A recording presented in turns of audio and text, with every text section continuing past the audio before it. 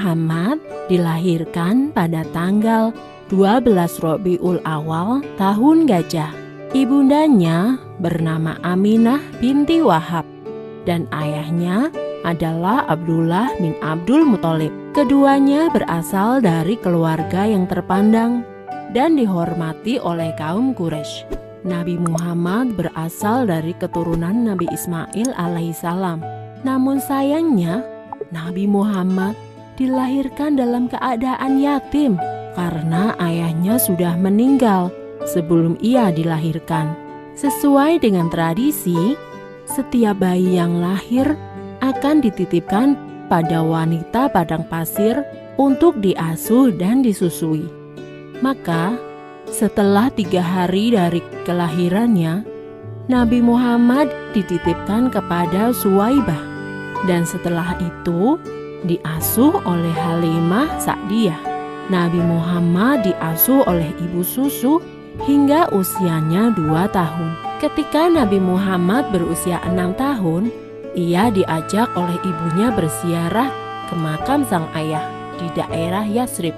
Sepulang dari berziarah, tiba-tiba saja ibunda Nabi jatuh sakit dan akhirnya meninggal dunia. Ibunda Nabi dikuburkan di daerah Abwa, sebelah selatan Yatsrib.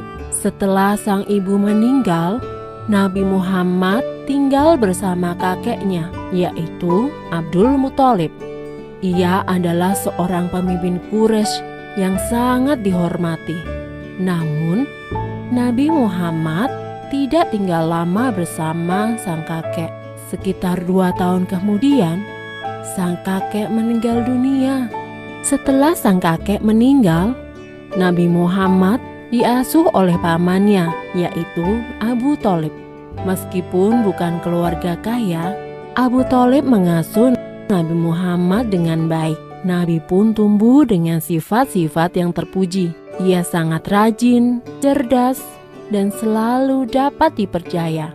Sejak kecil, Nabi Muhammad sudah terbiasa menggembalakan domba milik sang paman. Ia juga menawarkan jasa untuk menggembalakan domba kepada penduduk Quraisy. Karena sifat Nabi yang dapat dipercaya, banyak orang-orang yang menitipkan ternaknya. Demikianlah, Nabi sudah terbiasa bekerja sejak ia masih kecil. Ketika usia Nabi menginjak 12 tahun, ia turut serta dalam rombongan khalifah dagang. Ketika sampai di Busra, mereka bertemu dengan seorang pendeta Bukhairah. Pendeta itu berpesan agar Abu Thalib menjaga Muhammad baik-baik.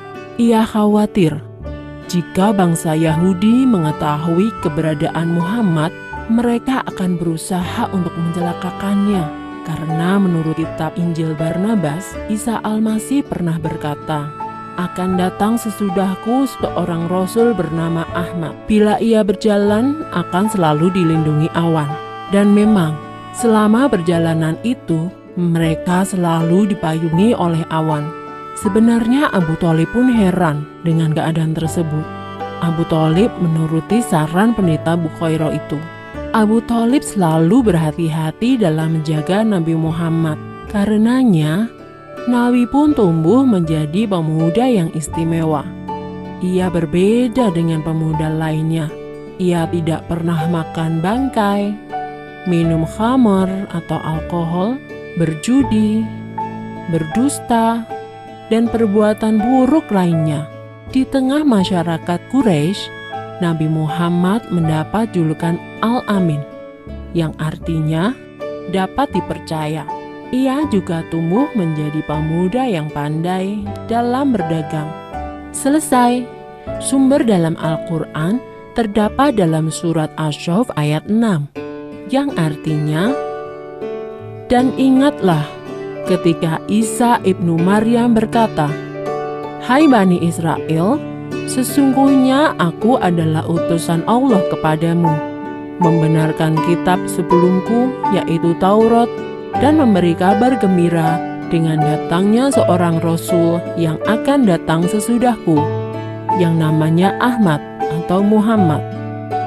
Maka tatkala Rasul itu datang kepada mereka Dengan membawa bukti-bukti yang nyata, mereka berkata, "Ini adalah sihir yang nyata."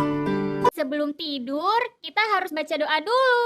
Oh iya, Vina lupa. Nah, teman-teman, sebelum tidur kita harus baca doa dulu ya. Ayo kita membaca doa bersama-sama.